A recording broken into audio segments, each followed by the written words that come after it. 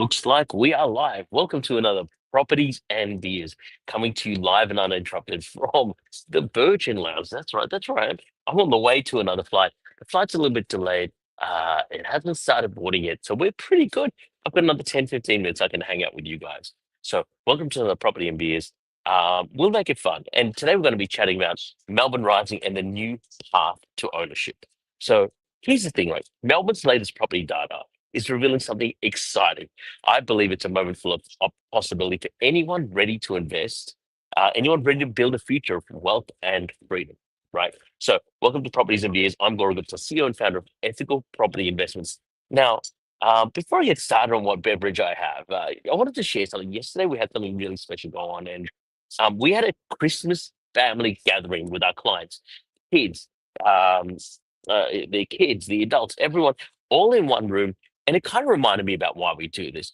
When I believe when the community lifts together, we win together, we grow bigger and quicker because that's what it's all about. I believe investing in property is more than just an insular thing. It's about family in whichever way, shape, or form. So now, before I get started, we're in the Virgin Lounge, so we can't get started without the beverage. So cheers, guys. Well, they're announcing the 6:30 service live. I'll wait for that to finish. Things that happen when you're live. So let's chat about Melbourne being the undervalued window. So there's recent value data across all the capitals that are showing something incredible. Melbourne sits currently, get this, below Brisbane, below Adelaide, and get this, even below Perth. And that's even below the national median. Guess what? It feels underpriced, doesn't it? Uh, so look, the national median's around 888,000 for dwelling, according to CoreLogic, or used to be CoLogic, now it's called Cotality, or whatever they call themselves these days. The national median is around 888,000. Triple eight, what a lucky number. Melbourne is around 823,000. And look, that actually creates a value gap, right? These value gaps, I believe, create opportunities. That's where the smart investors already see it. They love Melbourne's infrastructure. They trust its long-term growth, and they know these undervalued phases don't stay undervalued, right? With the national index rising about 1% monthly, compounding every month, it's already switching on. I believe the window's open for those that are now in a position for what's ahead. And I want to chat to you just quickly. Let me load up the data. Um, it's crazy, right? So the new data is really showing a strong uplift in home values, and home value in order of capitals is number one. Number one, and the lowest in median value is Darwin at 578,000, Hobart at 703,000, Melbourne at 823,000, Adelaide at 891,000. That's right, Adelaide is higher than Melbourne median value price. Canberra, 891,000. Perth at 914,000. Brisbane exceeds that 1 million for median dwelling value at 1.015 million. And Sydney, the clear winner amongst all, is 1.2 million. It's always there. That traditionally has been, Sydney, Melbourne, Brisbane, and all the others. Currently, that world's topsy-turvy because of all the stuff that's going on, from a political sense and from a build sense and land and all that other stuff, right? But that means that we've got an opportunity, right? We've got a gap that's attracting smart money, including smart SMAB investors from Queensland and Western Australia. They're seeing the value before this is. Literally, we have people from Queensland, Western Australia, and Adelaide looking to invest in Melbourne because we have a capital city with a world-class culture and infrastructure, and a market that's continued strengthening by much. And I believe the political issues that are happening won't be here for long.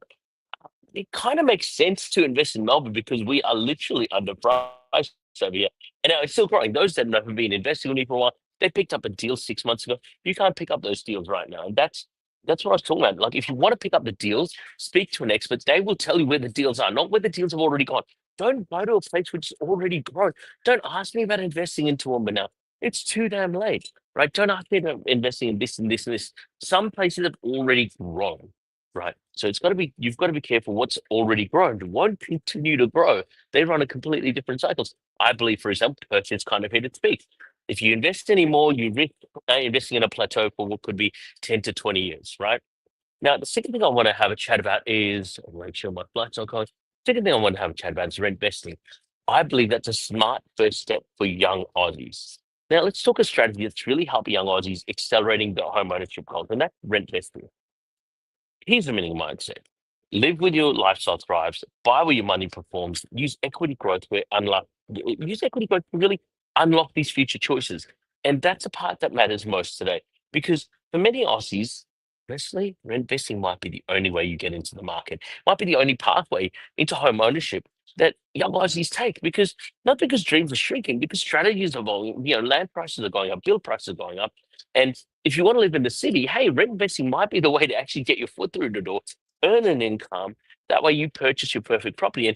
And that's how I did it when I was young. I owned multiple properties before I purchased my owner occupier. I didn't purchase my owner occupier first and then decide to do A, B, C, D, X, Y, Z. So if you're young, and even if you're a couple, honestly, you might want to consider rent vesting. It might be your only way, all right? Um, Look, I believe there's some major benefits to rent vesting because it offers time in the market to work for you, cash flow that supports that move, and equity that you can leverage to actually purchase your owner occupier, your dream owner occupier. So rather than purchasing a starter home, you can purchase a half decent home. What a concept, right? And it also gives you that flexibility to live where you love and invest where it's good, right? And I think that's the key. I'll repeat that again because that's such a powerful statement. Live where you love and invest where good. That, my friend, is what rent investing is truly about. And it brings that dream home closer. It ensures that wealth is building where lifestyle stays elevated, and it's not really compromising. It's a launch pad. The dream stays the dream. Rent vesting is how a lot of people will make it real. And what? Before I go further, this remains undrunk. It'll be too sweet for me. It needs to be a bit more dry. I'm more of a dry brewed kind of guy. So let's summarize it all. Like Melbourne's current position is a high value opportunity in rent investing, the accelerator for home ownership success for young Aussies. And if you bring it together, if you're putting the pieces together, that could be a game changing pathway. Because I believe action builds momentum and momentum builds freedom. Now, stay empowered, stay connected. Keep that spark alive. Join us. Follow us on Ethical Property Investment on Facebook and Instagram. We'll put that in the chat, or the team will. We share weekly insights to get ahead of the wave. And one other thing I wanted to share on Tuesday, I'm actually invited to speak at the Young People in Nursing Home Alliance uh, about investing in property or owning a property more specifically. If you live with a disability or a family member lives with a disability, instead of them moving into a nursing home, we can show you how you can own your own home like we've done with a few other people, and we're going to go through some case studies. So if you want to know more about that, DM me personally. I'll show you. I'll get you the invite to the Young People Nursing Home Alliance event. We have some amazing speakers there, like Greg Barry, Jordan Steele, John, the Green Senator, who lives with a disability, and more, right? Because so if you're keen on that, let us know. Drop me a line. But guys, have a great weekend, and don't do anything I wouldn't do. Cheers.